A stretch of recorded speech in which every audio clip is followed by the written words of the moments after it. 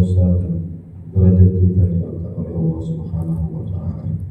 Salawat beri salam tetap tercurahkan kepada suri tauladan kita Nabi Muhammad sallallahu alaihi wasallam serta para keluarganya, para sahabatnya dan para pengikutnya yang istiqomah mengikuti syariat sunnahnya hingga yaumil qiyamah.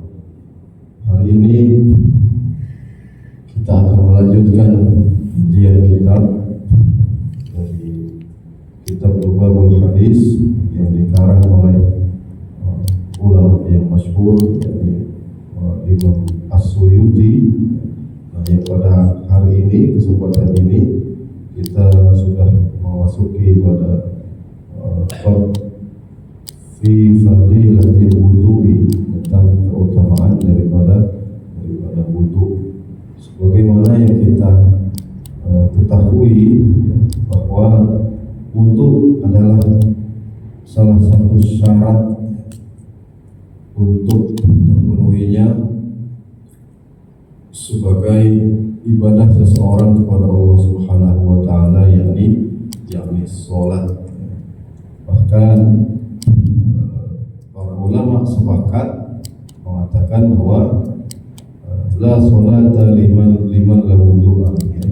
Tidaklah dianggap sholat seseorang itu kalau tidak mempunyai wudu. Artinya wudu itu memang harus dilaksanakan sebelum mengerjakan kewajiban sholat. Hanya saja para ulama berbeda pendapat tentang kaifiyahnya, tentang rukun wudunya. Nah, hal ini perlu kita ketahui juga untuk wawasan kita sebagai orang muslim. Jadi para ulama yang empat masyhur itu berbeda pendapat tentang fardunya wudu. Seperti Imam Hanafi. Imam Hanafi mengatakan bahwa rukun wudu itu ada 4. Nah, ini Imam Hanafi, ya. Jadi ini berdasarkan dari Quran, ya. Dari Quran yang mengatakan bahwa ya ayyuhalladzina amanu idza qumtum ila sholati faghsilu wujuhakum, ya. Bahwa pertama syaratnya adalah, rukunnya adalah faghsilu wujuhakum, jadi membasuh muka.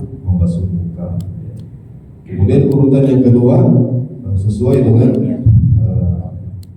dalil, ya, atau dari Quran, ya. Famsahu ila. Kemudian yang kedua urutannya adalah membasuh kedua tangan sampai siku, ya. Ini menurut Imam Hanafi, ya. Kemudian yang ketiga membasuh kepala, ya. Membasuh kepala ini juga berbeda pendapat para ulama, ya. Ada yang mengatakan seluruhnya ini yang harus dibasuh, ya. Tapi ada juga yang mengatakan menurut Imam Syafi'i cukup sebagiannya, boleh di depan, boleh di samping, atau boleh di belakang, ya. Nah, kemudian yang terakhir urutannya adalah membasuh kaki, ya, sampai mata kaki. Ini menurut Imam Hanafi, ya. Maka menurut Imam Malik berbeda lagi, Bapak. Ya. Menurut Imam Malik bahwa rukun wudu itu bukan 4, tapi ditambahkan oleh Imam Malik menjadi 3, berarti itu 7, ya. Kalau berarti yang 3 tadi penambahannya adalah menurut Imam Malik yang satu adalah an-niyah, ya. Yakni pertama niat, karena berdasarkan dari hadis Rasulullah sallallahu alaihi wasallam, innamal a'malu binniyah, ya. Bahwa setiap sesuatu perkara itu diawali dengan niat. Kemudian Imam Malik menambahkan, ya, yang termasuk dari rukunnya wudu adalah ad-dalaq, ya, ad-dalaq. Jadi dikatakan ad-dalaq itu bukan hanya dibasuh, Pak, ya, tapi tapi digosok.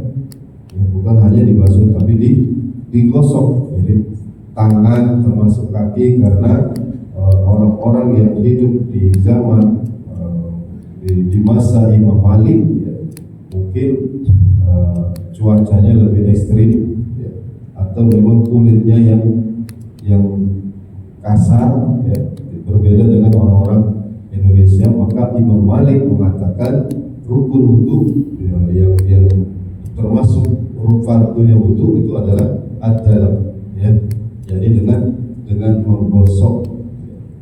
Kemudian Imam Malik menambahkan rukun wudu yang selanjutnya adalah al-mu'allah. Al-mu'allah maknanya adalah menyambung, Pak, menyambung. Jadi wudunya tidak boleh terputus. Wudunya tidak boleh terputus. Jadi kalau umpama wudunya di rumah ya, tiba-tiba bajunya mati atau bajunya habis, nyambung wudunya di masjid, maka menurut Imam Malik wudunya itu tidak boleh, tidak sah ya. Maka yang termasuk rukun adalah al-mu'allah, harus menyambung menurut Imam Malik. Kemudian Imam Ahmad bin Hambali ya, mengatakan berbeda lagi tentang rukun wudu ya. Yakni apa? Menambahkan 3 ya. 4 yang pertama itu sesuai dengan merujuk dari Al-Quran ya. Nah, kemudian ditambah 3 lagi, hanya saja berbeda urutannya ya, Jadi yang pertama ditambahkan dengan niat ya, menurut Imam Ahmad bin Hambali ya. Yang kedua adalah mu'allaqah ya, penambahannya adalah menyambung sama seperti Imam Malik tadi. Nah, kemudian yang ketiga ya, merujuk dari rukun wudunya Imam Syafi'i ya, yakni apa? At-tartibu, tertib. Nah, ini menurut Imam Malik ya. Jadi niat, kemudian menyambung ya, al-mu'allafah, kemudian at-tartibu, kemudian tertib. Nah, itu menurut Imam Ahmad bin Hanbal ya, Imam Ahmad bin Hanbal. Makanya dengan kita mengetahui rukun wudunya saja sudah berbeda-beda menurut para ulama ya. Para ulama terutama imam mazhab yang hampir dipakai di seluruh dunia ya, untuk rujukannya. Kemudian yang keempat menurut pendapat Imam Syafi'i. Nah, ini Imam Syafi'i yang masyhur ya, yang dipakai oleh orang-orang Indonesia pada umumnya ya, mengatakan bahwa rukun yang wudu itu ada 6 ya.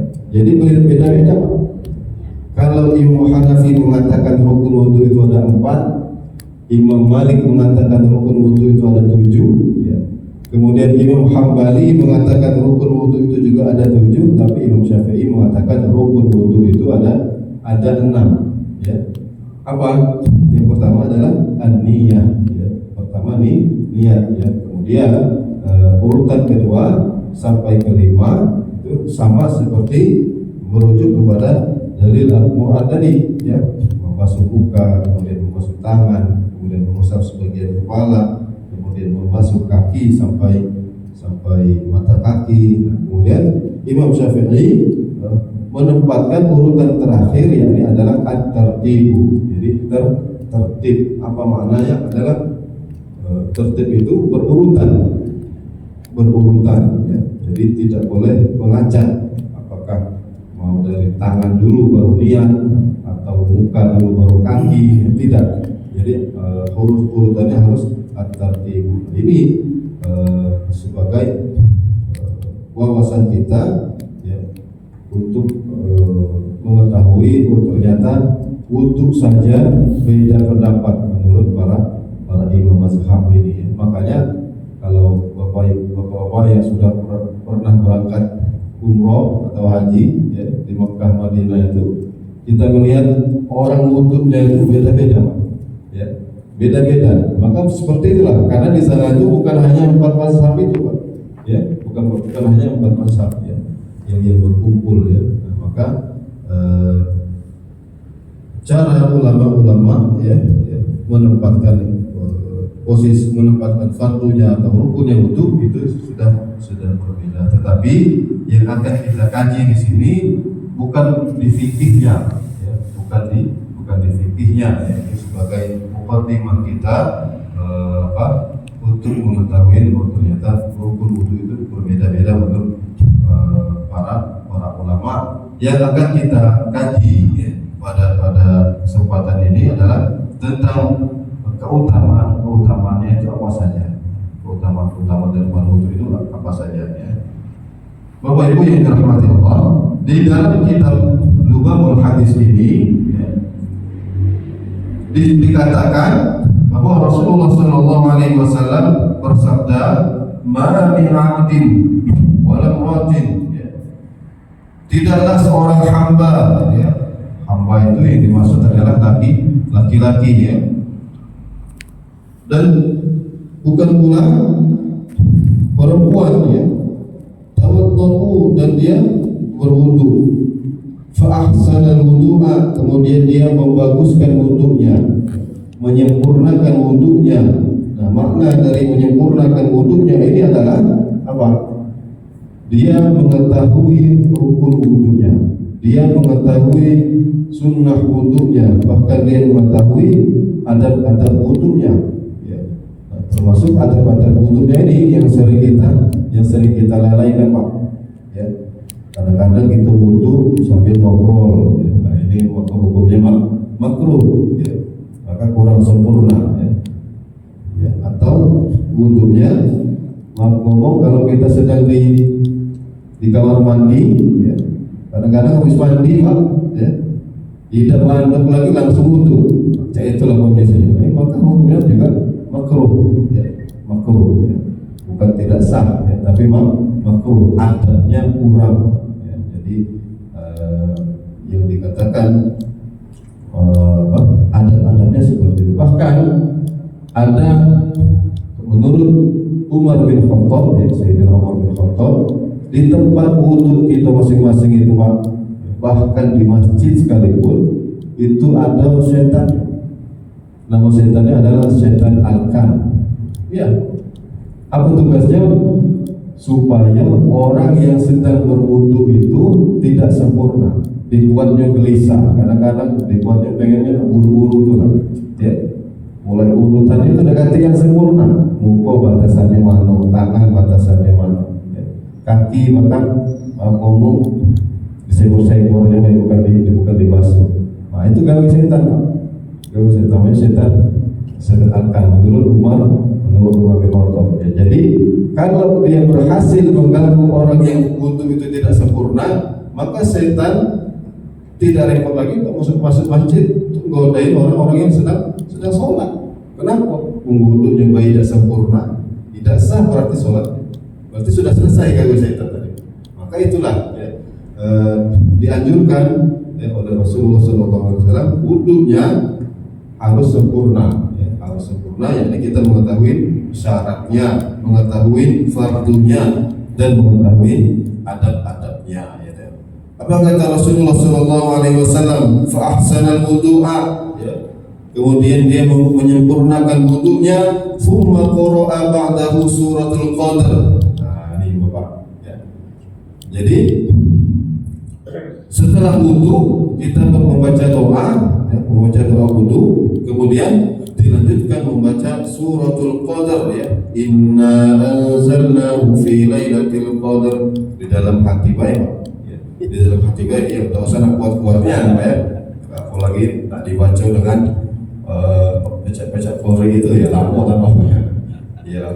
Illa a'tahu ta'ala, kata Rasulullah SAW, kecuali Allah Subhanahu wa taala ya, memberikan fi kulli harfin ya, pada setiap hurufnya mi'ati darajah, maka memberikan 100 derajat pada setiap huruf yang kita baca di surah Al-Qadar itu. Ini hanya anjuran ya, anjuran artinya kalau digawikan dapat pahalanya seperti itu, kalau tidak digawikan tidak apa-apa ya.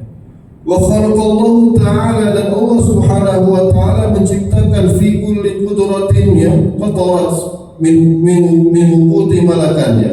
Dari setiap huruf itu Allah menciptakan malaikat. Allah menciptakan malaikat apa? Untuk yastaghfiru lahu ila yaumil qiyamah, untuk mendoakan orang yang sedang mengambil air wudhu itu ya, sampai pada hari kiamat. Makanya para ulama ya, menganjurkan ya, bahwa setiap kita habis wudhu maka jangan sampai dihanduk, Pak. Iya, makruh itu. Jadi jangan dilap. Biarkan air wudhu itu netes ke lantai ya, kecuali ada hal-hal yang darurat, umpamanya kita di tempat wudhunya kita itu apa namanya menetes, khawatir kalau budak-budak kecil lewat terus kepleset, maka ini tidak apa-apa kata para ulama ya. Tapi kalau tidak membahayakan maka biarkan saja wudhu itu, jangan dielak ya. Apalagi kita pakai tangan ya. Biasa kita kan pakai tangan ya. Biarkan saja. Iya, biarkan saja, Pak. Karena dari setiap tetesan air wudhu itu Allah ciptakan malaikat. Dari setiap tetesan air wudhu yang jatuh ke tanah, yang jatuh ke bumi, Allah ciptakan malaikat. Apa? Supaya orang yang mengambil air wudhu itu diampuni sampai hari kiamat. Subhanallah. Begitu murahnya kasih sayang Allah kepada hambanya, ya.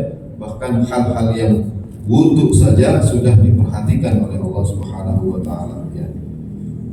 Allahumma shalli ala Muhammad wa sallim alaihi. Qala Nabi sallallahu alaihi wasallam, berkata Nabi sallallahu alaihi wasallam dalam hadisnya, man tawaddo'a, barang siapa yang berwudu lis-sholati ya, untuk sholat. Jadi dia berwudu kemudian langsung sholat. Sumfa ahsanal wudu'a, kemudian dia membaguskan, menyempurnakan wudunya. Tsumma qama, kemudian dia mendirikan sholat. Tsumma qama ila sholati fa innahu yakhruju min khati'atihi, kata Rasulullah sallallahu alaihi wasallam ya, siapa orang yang berwudu kemudian setelah berwudu dia langsung melakukan sholat ya, baik itu sholat sunnah ataupun sholat fardu ya, maka kata Rasulullah yakhruju min khati'atihi, maka dia sudah dikeluarkan dosanya oleh Allah Subhanahu wa taala, kayaumin waladathu ummuhu, seperti bayi yang baru dilahirkan oleh ibunya. Ini subhanallah ya. Salah satu keistimewaannya ya, orang-orang yang berwudu ya. Jadi selama ini kita wudunya ya hanya sebatas mengerjakan fardunya. Nah, setelah kita tahu ini, semoga kita semakin sering wudu ya, walaupun kita tidak melakukan ibadah fardu ya. Karena biasanya identik untuk melakukan ibadah yang fardu ya. Maka dengan kita menjaga wudu, setiap kita mengambil air wudu ada istighfarnya, ada fadilahnya. Wa qala Nabi sallallahu alaihi wasallam, berkata Nabi kita Muhammad sallallahu alaihi wasallam di dalam hadisnya, man tawaddo'a lis-sholati ya, barang siapa yang berwudu lis-sholati, untuk melakukan salat ya, wa shalla, dan dia salat ya, maka kata Rasulullah sallallahu alaihi wasallam, kaffarallahu dzunubahu ma bainahu wa bainas shalah, maka kesalahannya ya, akan diampuni sampai sholat berikutnya. Jadi umpama kita sholat maghrib ya, sholat maghrib mau sholat isya, ternyata wudu kita tidak batal, tidak batal, maka kata Rasulullah SAW, kaffarallahu dzunubahu ma bainahu wa bainas sholatil ukhra, maka kesalahannya diampuni oleh Allah Subhanahu wa taala sampai sholat berikutnya. Nah, ini Pak, keistimewaan dari kita berwudu yang disampaikan oleh Rasulullah sallallahu alaihi wasallam. Wa qala sallallahu alaihi wasallam, man nama ala wudu'i, barang siapa yang dia tertidur dari wudunya, fa adrakahul mautu, kemudian dia wafat, fitil kalailati, maka ketika dia wafat pada malam itu, fahuwa indallahi syahidun, kata Rasulullah sallallahu alaihi wasallam, maka orang itu dikatakan sama seperti syahid. Jadi kalau orang kita berwudu tahu kita tidur, tapi posisi kita masih dalam keadaan berwudu, maka kata Rasulullah SAW, ketika orang itu wafat dalam keadaan berwudu, sama seperti syahid, sama seperti mati syahid.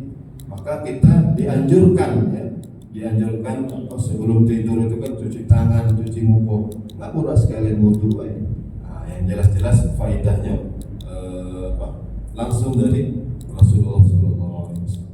Kalau menurut ahli medis kan cuci tangan, cuci muka, cuci kaki, nah, tapi kalau orang Islam wudu sekalian, supaya tidur kita terjaga, makanya hal ini yang dianjurkan oleh Rasulullah sallallahu alaihi wasallam. Bahkan di hadis lain Rasul mengatakan, wa qala sallallahu alaihi wasallam, an-naimu tahiru kas-shaimi al-qaim, orang yang tertidur, an-naimu at-tahiru, orang yang tertidur dalam keadaan bersuci, dalam keadaan berwudu, kas-shaimi al-qaim, bahkan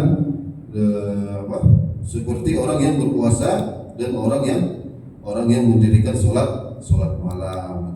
Qala sallallahu alaihi wasallam, man tawadda'a ala tuhrin, kata Rasulullah sallallahu alaihi wasallam, barang siapa yang berwudu ala tuhrin kutiba lahu 10 hasanah, barang siapa yang berwudu maka Allah catatkan dari setiap wudunya itu 10 kebaikan, 10 kebaikan. Wa qala sallallahu alaihi wasallam, dan berkata Rasulullah sallallahu alaihi wasallam,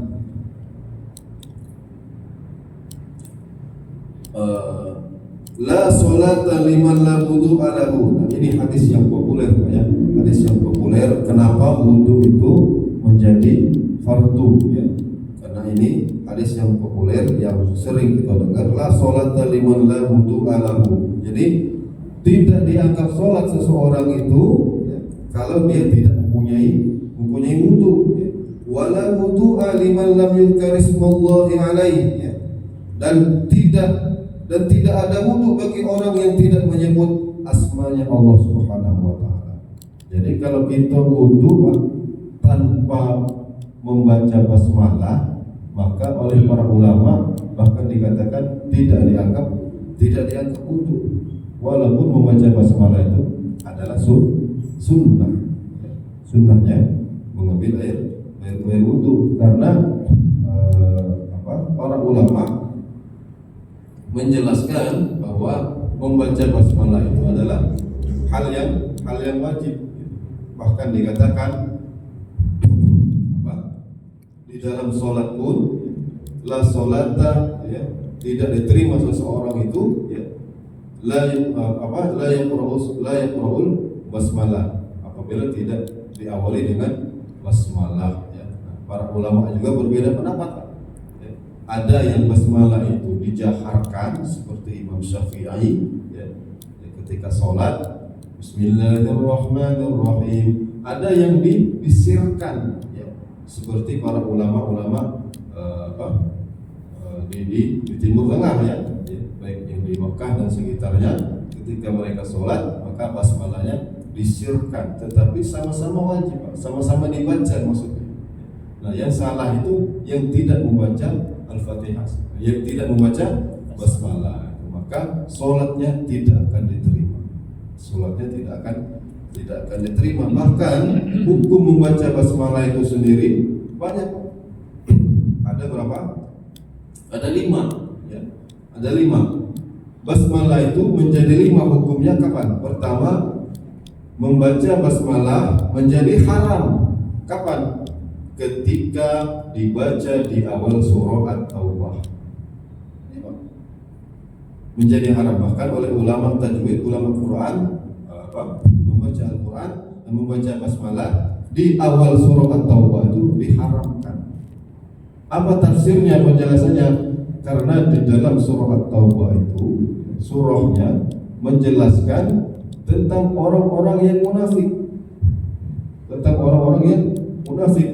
Maka oleh para ulama, apakah pantas orang-orang yang munafik ya, mendapatkan rahmat dan kasih sayang Allah Subhanahu wa taala? Maka diharamkan untuk membaca surah Taubah. Ya, maka di awal surah Taubah setelah ta'awuz, a'udzubillahi minasyaitonirrajim, maka langsung dibaca surah Taubahnya. Jadi tidak usah membaca basmalahnya lagi. Nah, yang kedua, basmalah itu menjadi wajib. Kapan? Ketika dibaca di sholat ya, di sholat, karena basmalah itu menjadi rukun menjadi ayat dari bagian Al-Quran ya. Nah, yang ketiga, membaca basmalah menjadi makruh. Kapan? Dibaca di pertengahan surah atau Taubah. Ya, Bapak misalkan karena sudah terbiasa Pak ya, tadarus Quran ya, baca surah Taubah di pertengahan, ya, baca basmalah menjadi makruh. Maka kalau ingat diulang lagi.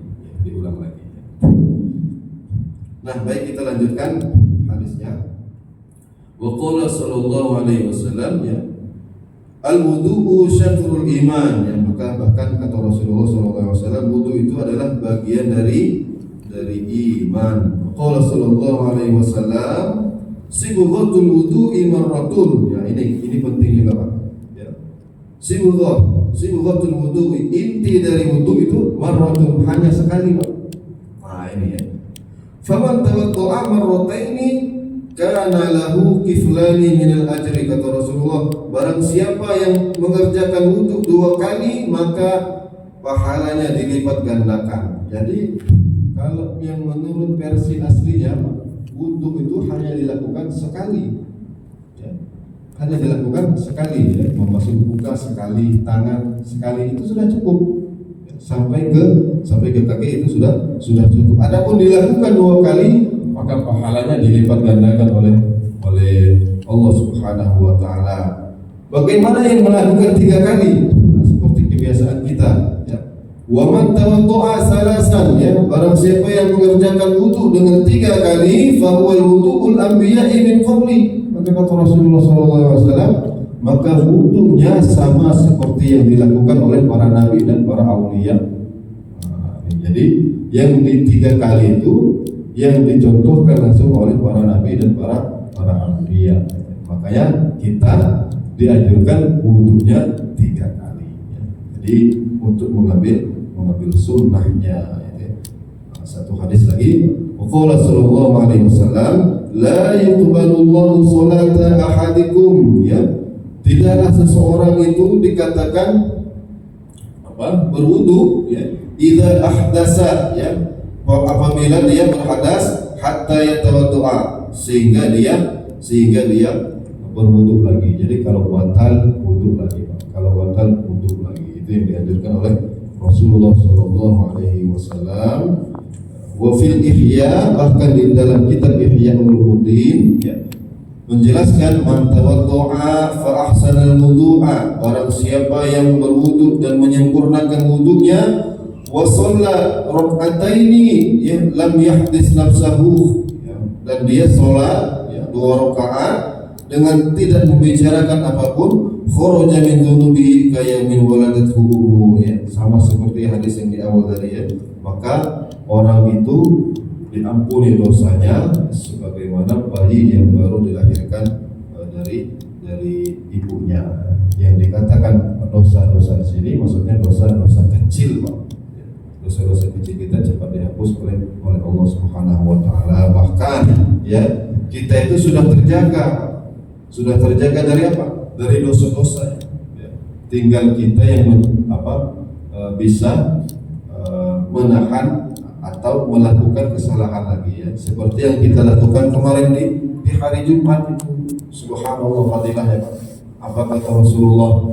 Man tawaddu'a, barang siapa yang berwudu fa ahsanal wudu'a, kemudian dia menyempurnakan wudunya ya, thumma atal jum'ah, kemudian dia mendatangi untuk melaksanakan sholat Jumat, thumma istama'a, kata Rasulullah, dia mendengarkan apa yang khatib sampaikan, thumma sota, kemudian dia menyimak dengan tidak melakukan hal yang sia-sia ya, ghufira lahu ma bainahu wa bainal jum'ah wa ziyadatu salasa, kata Rasulullah, kesalahannya, dosanya diampuni sampai Jumat berikutnya dan bahkan ditambah 3 hari setelahnya.